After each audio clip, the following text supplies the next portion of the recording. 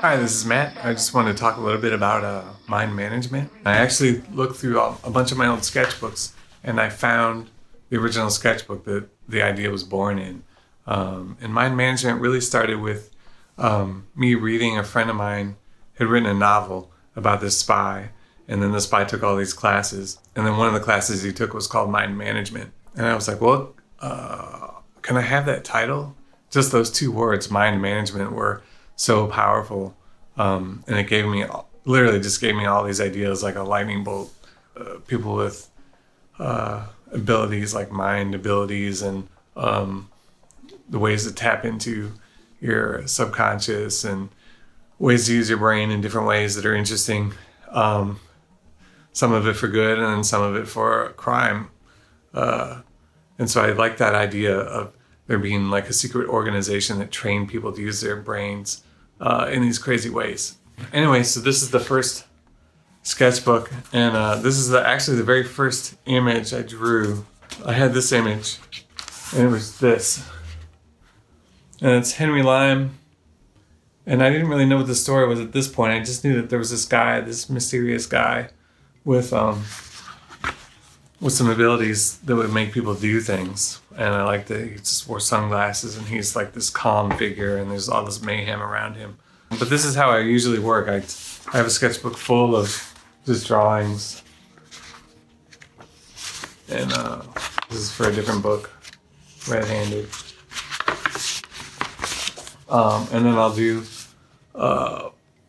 layouts and then do some writing. Everything's in here. Character designs, scripts. But yeah, I conceived the whole series as just one long story. It came out here in America as 36 comic book issues, and then as 6 volumes. But for these great French editions, there are 3 volumes, and they look fantastic. And then here's some other sketches. These are some character sketches. This is another idea I had early on.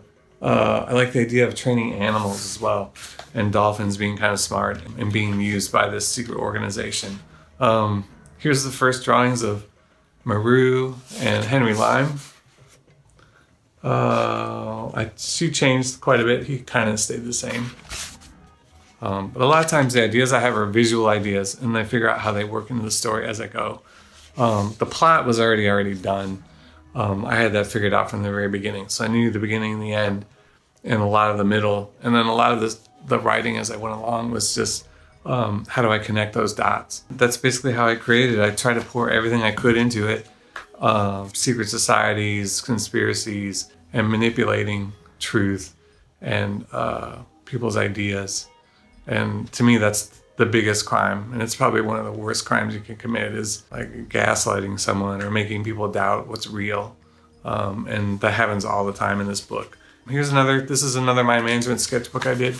This is the cover, one of my favorite panels of the series. It's in the first chapter. But this kind of sums up what I wanted this book to be, which is basically just throwing a bomb of ideas at the reader, which is why there's all the text on the side and subliminal messages. And I wanted the reader to doubt everything they're reading and call everything into question, and just make a book that was like no other book. And here's what ideas look like, mind management ideas. I would just write quick notes like that to myself. Lonely, quiet panels with Maru walking, just her sound effects and footsteps.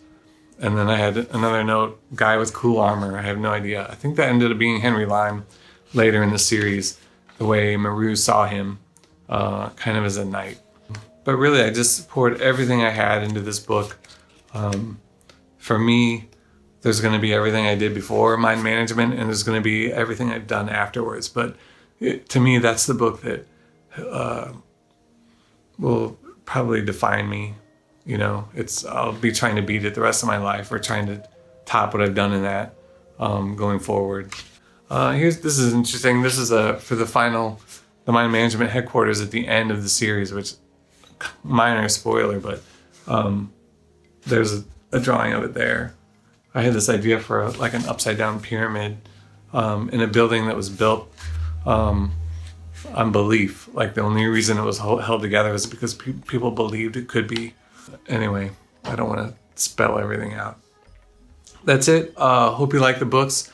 Really appreciate it. And I hope you pick them up. They're really beautiful. And I can't wait to get my copies. Thanks a lot.